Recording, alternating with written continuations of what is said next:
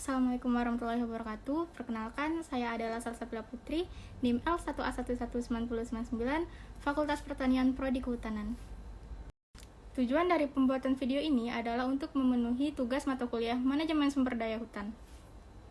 Tonton terus videonya. Bye! Di sini saya akan menjelaskan tentang penggunaan model alometrik untuk pendugaan biomasa dan stok karbon hutan di Indonesia. Sebelum kita memasuki pembahasan, ada baiknya kita mengerti dahulu apa itu model alometrik, biomasa, biomasa pohon bagian atas, biomasa tegakan, dan stok karbon.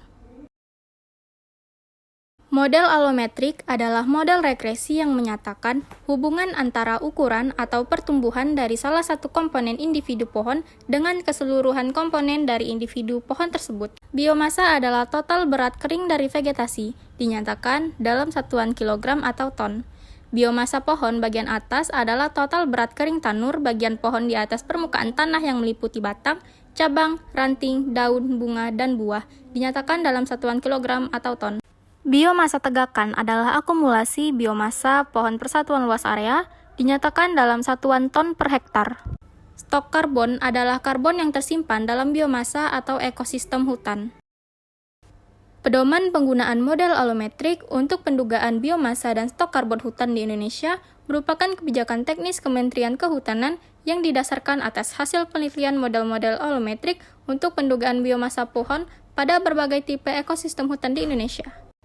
Pedoman ini diharapkan menjadi perangkat yang sangat penting bagi pengembangan sistem perhitungan karbon nasional Indonesia, sehingga tingkat akurasi pendugaan biomasa pohon dan stok karbon hutan Indonesia semakin tinggi. Model alometrik digunakan untuk pendugaan biomasa pohon dan tegakan hutan di Indonesia sebagai dasar perhitungan stok karbon hutan dan penentuan faktor emisi gas rumah kaca. Prosedur pendugaan biomasa dan stok karbon hutan di Indonesia dilakukan dengan langkah-langkah sebagai berikut. Persiapan, pemilihan data dasar, pemilihan model, pendugaan biomasa, dan perhitungan stok karbon. Persiapan, tentukan objek yang akan diduga biomasa dan stok karbonnya. Pertama, objek. Yang kedua, jenis vegetasi penyusun dari objek tersebut.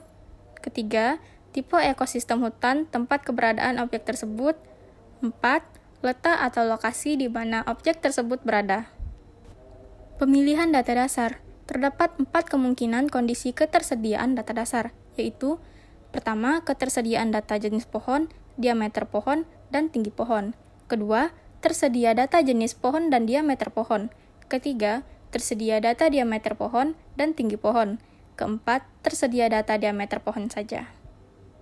Pemilihan model alometrik. Pertama, tersedia model alometrik volume pohon yang sesuai dengan jenis atau ekosistem hutan tempat objek berada dan pada lokasi objek tersebut. Kedua, tersedia model alometrik volume pohon yang sesuai dengan jenis dan ekosistem hutan tempat objek berada tetapi tidak pada lokasi objek tersebut.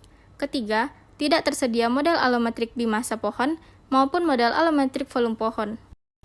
Pendugaan biomasa. Ada 7 pendekatan utama dalam memilih model alometrik untuk pendugaan biomasa.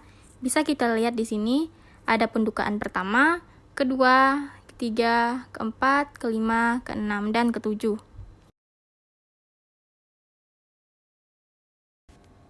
Perhitungan stok karbon. Pendugaan stok karbon berdasarkan biomasa dibutuhkan nilai faktor konversi biomasa ke stok karbon yang disebut dengan fraksi karbon. Dirumuskan, stok karbon sama dengan fraksi karbon dikali biomasa.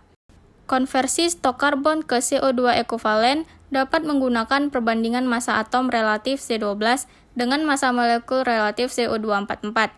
Dirumuskan, CO2 ekivalen sama dengan 44/12 dikali stok karbon. Sekian penjelasan dari saya, terima kasih sudah menonton sampai sejauh ini. Saya akhiri, wassalamualaikum warahmatullahi wabarakatuh.